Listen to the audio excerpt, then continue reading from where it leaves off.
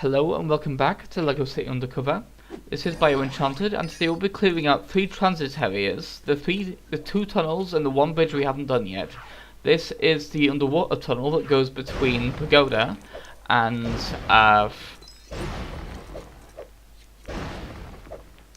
Fresco, that's it. The one where we drove the fireboat earlier. You'll even see the staircase like one where we actually drove it too. That's right beneath Papalados.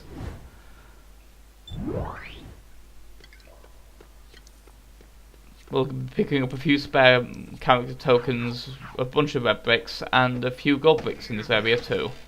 Well, these areas, although this is video with 3 small areas that are all crammed together, because they were too short to do any particular videos on, and I couldn't really pair them in any other areas in a satisfying way without those areas getting too long, or without it seeming inconsistent. So here is a bit further down. Because of course you have to swim to each of these bloody areas. Now you have to go all the way around the corner, so here's the other side of the tunnel, because this takes so long to swim around. It's such a nightmare to navigate here if you don't have a boat. I tried to find a boat before I came here. I went to that area where that one boat had spawned in Pagoda, but it hadn't spawned this time. There was no boat to find. I had to swim here. It's a long tunnel to swim down. This sucked coming here. It's always the part of the game I dread the most, doing this particular little side area. Because there's just no good way to get here if you can't spawn a boat. And there's no good way to spawn a boat, because the only boat spawning places that are in any way consistent are the ferry areas, which only go to a few places. And can't really be steered in any way, and can't really go anywhere that's isn't their specific island, so it just kind of screws everything up. Basically, anything related to boats in this game really screws up the flow really badly.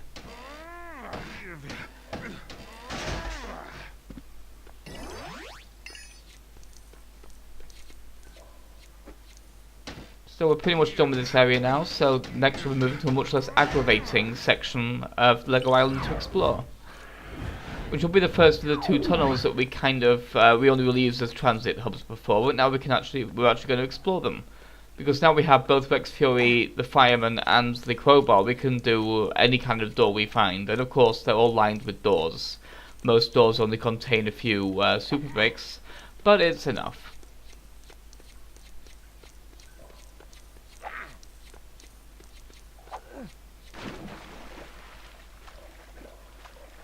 So instead of making, this is how slow we swim, so instead of making you go through all that, let's just cut there, shall we? And of course it's these little light arches coming up, these little yellow things you can see in the walls here that are our little doors to play with. And here's the first one, so yeah, if you see a yellow light, you're pretty much at the door.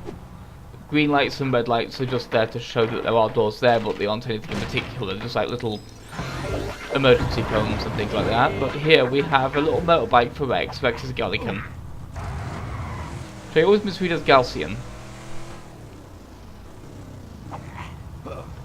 So yeah, most of these doors I don't bother with, because most of these doors are just these kind of things. A basic hazard that contain a super brick.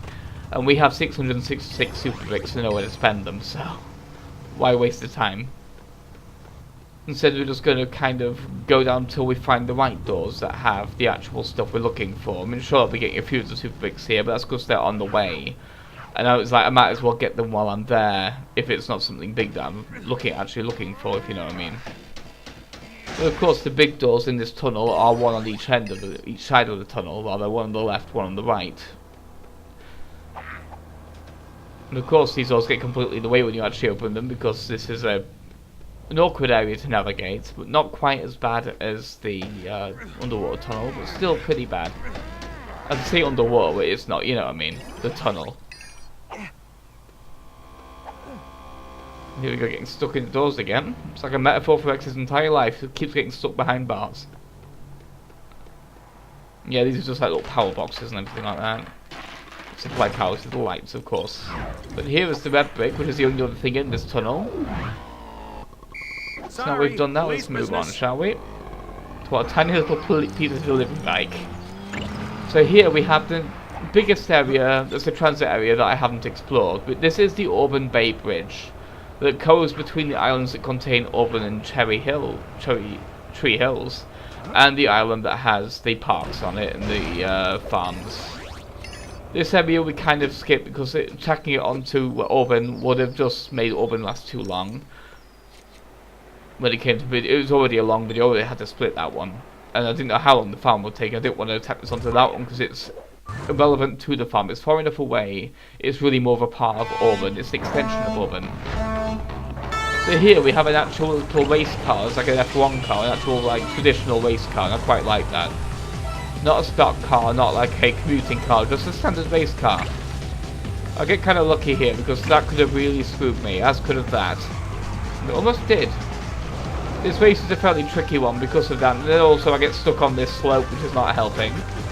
But I do like that when you boost with this vehicle, you get to see like flames jutting out, not just the back engines, but the side engines too. That's a really awesome touch. It's a really fun vehicle to drive for that reason, even if it is a little harder on the corners, as you can see here. It's not quite as responsive as it could be. Because it's a car that's designed for going fast, not for being accurate, really. I mean, accuracy is important, otherwise the races will die, but you know what I mean. It's not designed for complex routes, it's designed for going in big circles.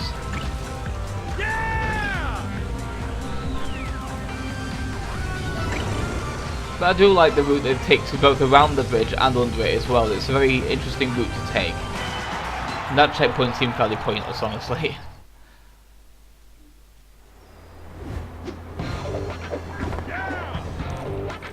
There we have our time trial completed here. And we have the Wrath, which is what that's called. This is a cool name for a fast vehicle. Of course, next it's time to go to these two massive struts in the middle of the bridge, the suspension part, suspension bridge, which, as you can guess, are going to be the primary areas where stuff happens. The primary collectible areas, because of course they're very big things that can be climbed up or down. Of course, it kind of means that it could have done a lot more with this area and didn't, but yeah, let's just get straight down there. I'm going to search first of all to see if there's a better way down. So I can just make sure there's a, not a better way up, but from here at least there isn't. So let's just jump, shall we? This is kind of annoying for me because all that was down here was this super brick. Nothing else to do down here at all. So let's just skip to the other set of struts, shall we, at the other end of the bridge, which has an actual marked route down, because this is of course where we came before, to get that one jump into it block, the one Mario block that was on the middle of that bridge right there. But let's go further down now that we have all our powers, and we'll find more things we can interact with on the base of this strut of the bridge. Let's fall directly onto this boulder, for example, which won't be bad for our back at all, I'm sure.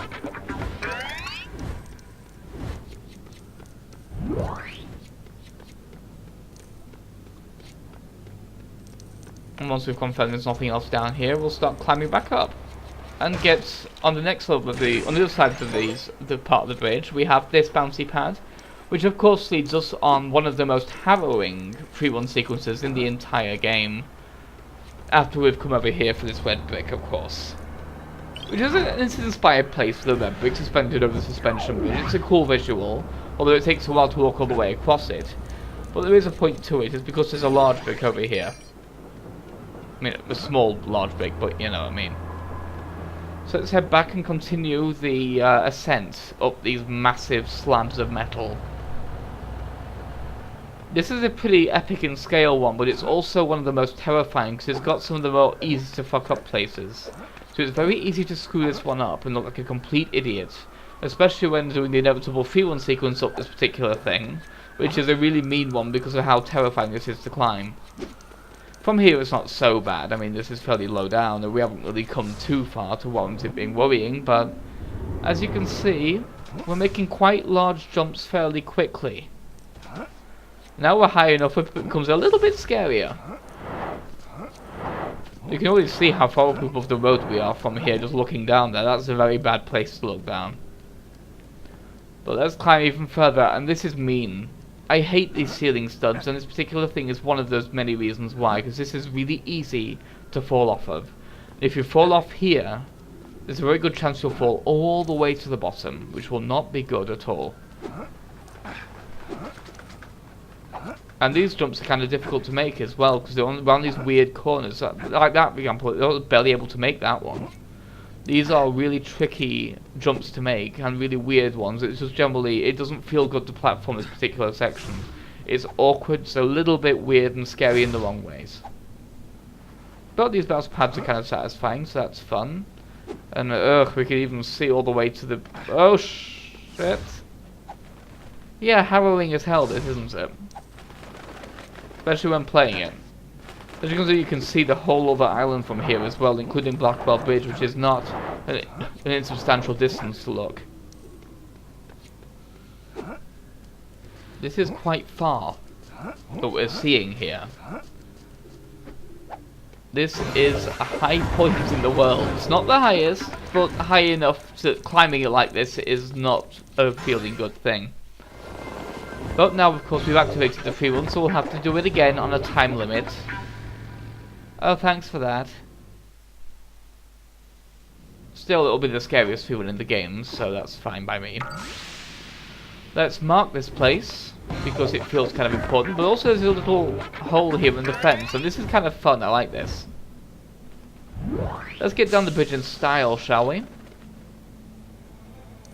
Whoop! From terrifying to kind of Tony Hawk all of a sudden. This is very American Wasteland, and I appreciate that. And that's how you're supposed to get up there, by the way. To that area where we were dealing with some of the collectibles, like the massive chicken glides and stuff. That's how we were supposed to get there. Not by using the jetpack to cheat our way onto the actual geometry. So that's a fairly fun thing to do there. But getting there is scary. So let's do the free run again, this time under this time limit, and as an actual free run sequence. And get our prize for it. A hard-won prize because the jetpack screws me up a little bit here. This is why you don't use the jetpack guy on these bouncy pads. That happens, and that is not good. We already wasted 10 seconds. It's lucky its free run is actually a lot more lenient than it seems, because otherwise that could have really done us some harm. But also we have 500 million studs, which is a satisfying number to see.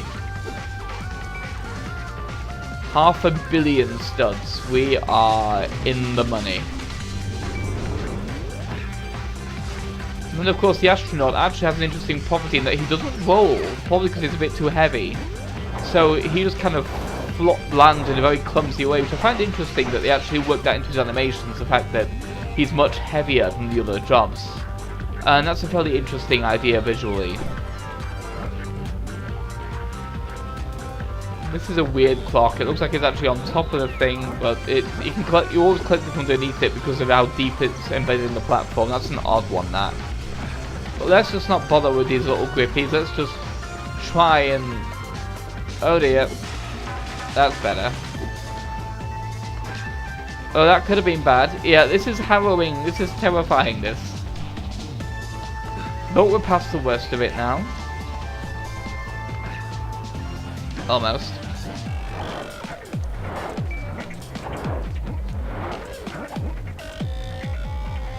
And here we are. One last pole to climb up. No. Behave, thank you. Don't do that to me, my heart can't take it. I do like scaring the pigeons as you went along the top of the roof. That's a pretty satisfying visual as well. But that is everything to do on these little side areas. So next we'll actually be exploring the only remaining areas left in the game. The islands. The islands are pretty cool, but we'll see them in the next few videos. So after it's saved and we've checked out our percentage as usual, I will see you in the next one. Goodbye.